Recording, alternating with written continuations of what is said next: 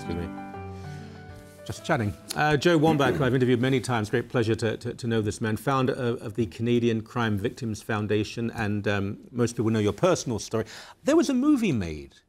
Yes, there was. I didn't know that. I was watching TV just a couple of weeks ago, and my golly, and was it any good? There was a lot of people liked it. It's still very difficult for my family to watch it. It's hard. Oh, I can imagine. Well, Tom Cruise playing you, though.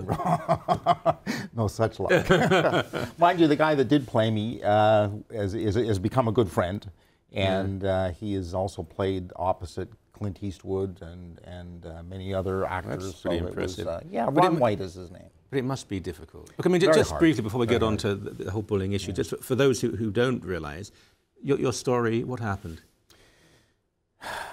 When Johnny was 15, he was attacked by a group of up to 14 or 15 young people under the age of 18. Actually, some of them were over 18.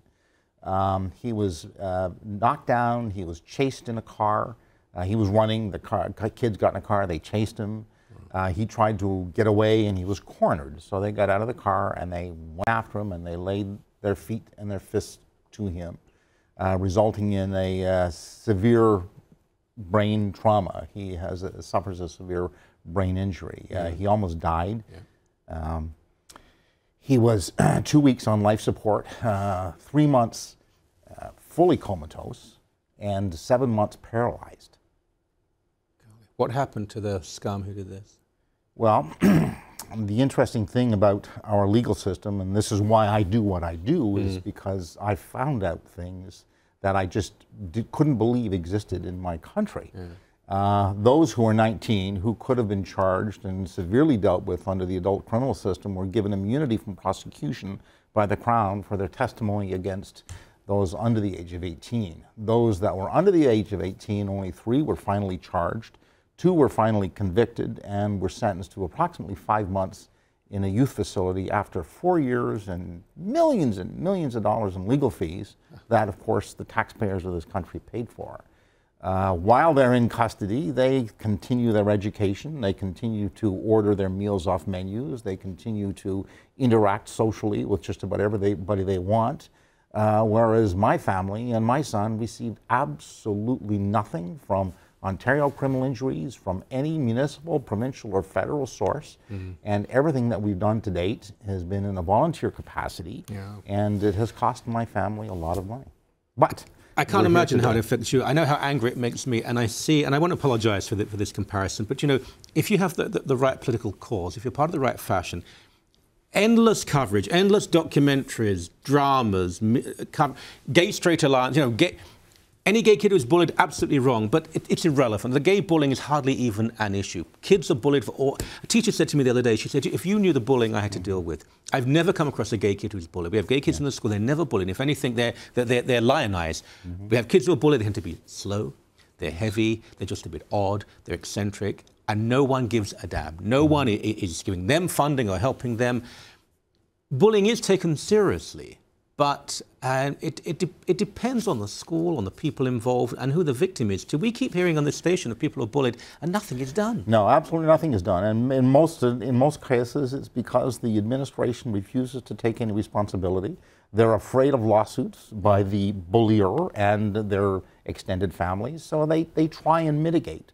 And they're really, in many cases, what we have seen, Michael, is that the bully is actually protected by the school board, and the bullied child is the one that's ostracized. It's the bullied child that ends up moving out of his school into another school, and it's just wrong. It's just so wrong. And it's not because kids are slow or small or weak or whatever it may be. Children are, and bullied is the wrong word. I want to correct that right now. Please. That's criminal behavior. Bullying is too sanitized an expression for what is happening in our schools today. If you went to work every day, and if you knew that hiding behind the cubicles in your office, that there was a couple of big thugs that were ready to jump out and pound you every single day, you wouldn't want to go to work. And yet these kids are forced to go to school. If it happened in an adult environment, there would be charges laid, and the appropriate, hopefully, justice would prevail. But if you're under the age of 18, There's nothing, virtually nothing that can be done. And people say, bullying, suck it up. I was a kid, I was bullied, it's not a big deal. It's not bullying today. It is criminal behavior that is leaving lasting physical and psychological trauma on very innocent young Canadians, and that's wrong. What's the police reaction? Because when I was a young person, the police were, and I have to admit, I've changed my attitude in many ways towards the police today. I really have. But when I was a kid, the police were good, because even if it was maybe not the strict interpretation of the law, yes, they would scare the something out of a kid. Yes.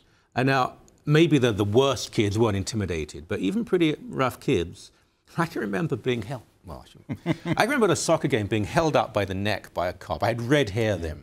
It was a Tottenham Arsenal game, and he said, "Come here, Ginger." And he lifted me up. I didn't do it, and he threw me back. I didn't do it again. I'm not saying that's always the way to behave, but kids need to feel fear. That's part of respect. Well, I don't care if anyone condemns me for it. Part of respect is being frightened of consequences. Kids today surely know the police, teachers, the state, there's nothing they can do. I can do whatever I want, and if I'm bad enough, I'll get away with it. We actually teach it in our civics courses. We teach young offenders legislation. We teach young people, and most young people today know more about the young offenders legislation than do a lot of lawyers and judges in this country. And that is very, very frustrating, because they will say not only to those in authority, including police officers, and I'm going to just divert for a second, because you're absolutely right. I was frightened of the police. There was respect for cops when I was growing up. We did the right thing because we were very concerned, and we were very frightened about any consequence. Getting back today, there is absolutely no consequence for those that do the worst things imaginable, and for things that 20 years ago would have resulted in either a penitentiary or a reformatory sentence, and their parents would be identified. Too much is hidden from not only society, but from the community, and that's so wrong. Part of consequence is everybody recognizing what kind of an individual you are, what you've done, and I think that we have to teach our children to grow up, to take responsibility, and to accept the consequence for their actions. That should be written down, maybe tattooed on the heads of a lot of people in our society. Thank you so much for your time. Well, you're so welcome, Michael.